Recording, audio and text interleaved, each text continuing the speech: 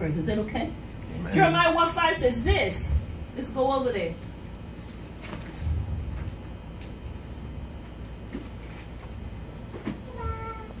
It's a very familiar part of Scripture.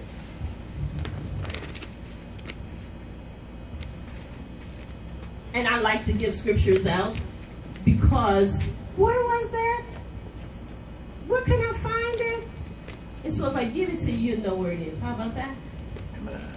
And when we read it, you'll confirm where it is. Amen? Amen. Before I formed thee in the belly, I knew thee. And before thou camest forth out of the womb, I sanctified thee and ordained thee a prophet unto the nations.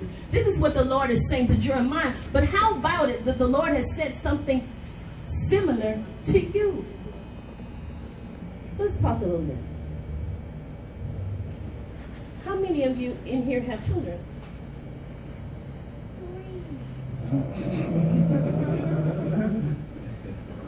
Okay. Guess what? The men that have children, raise your hand. Okay. So you planted a seed. My God, you got some clay in your hand? You planted a seed.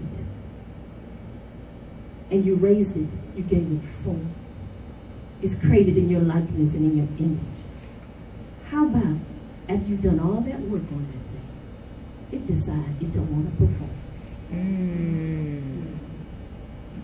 You have issue with it. I don't know about you. I got issue. You done spend all this time working on this thing, toiling at this thing, forming it, watering it, putting the right dirt in it. You know, send your children to the right schools, getting them away from the wrong friends, trying to put them in a good environment, working almost yourself into a coma, trying to make sure that they're taken care of, beating them so the police won't beat them. You done everything that you know to do, and they look at you like they don't even know you. You're like, I don't know whose kid you are. I don't even know how you got in my house. How you get in here? The devil? And you're just wondering, how did that happen? But I know I didn't form that. Is that what God is saying? Is he saying, I know I didn't form that? I don't know what this is. We're going to fix this though. Let's go over to Deuteronomy. Remember now, you are the clay. And God is the potter.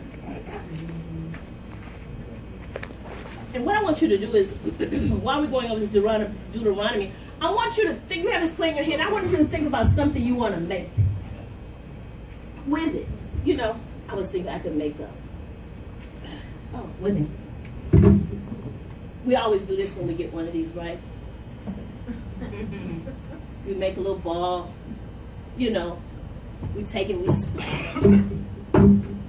We just play with it. Y'all ain't play Play-Doh. We ain't got no Play-Doh people. Then we pull the stuff off and we do this with it. You know what I mean? Y'all ain't got no Play-Doh. Kids know. Y'all don't know play with Play-Doh. You know, you get it and you play with it. You make it. Wait a minute. Make a little cross. I got a cross. You know? And let me see if I can stand it up. But anyway, you know what it is. You can stand it up. But the whole idea of it is, okay, now I've made this cross and I want it to stand up and it won't. And what am I if it doesn't stand up? I might be a little disappointed that it's not doing what I formed it to do. See, this life you live in ain't just about you. It's about God and what he wants to do in the earth through you. Amen. It's not about you. It's about the power and what he wants to do with the vessel that he has created. Did God really create you to take you and sit you on a shelf for no use? Deuteronomy.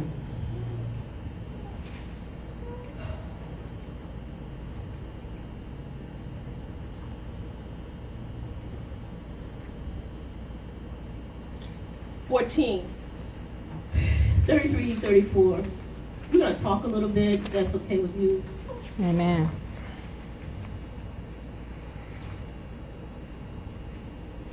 You know, I was, normally when I'm preaching this message, I use a helicopter. But I think we can still think about a helicopter. Talk to me. What's the helicopter used for? Transport? It's a vessel, right? It's a vessel used for transport. Why do they use a helicopter and they don't use a... Why would you use a helicopter versus a jet? Talk to me. Maybe to get into places that are a little bit,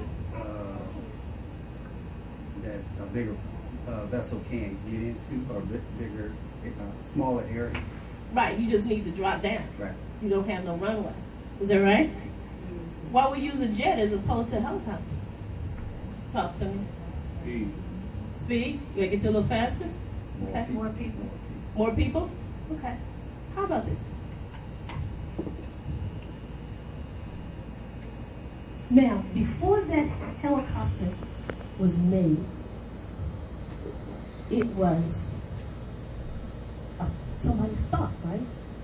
You had to think about it, and what you wanted it to do, you had to design it, and then it came and started getting formed, okay? So God has thought about you before he even formed you, and he created and made a uniqueness in you.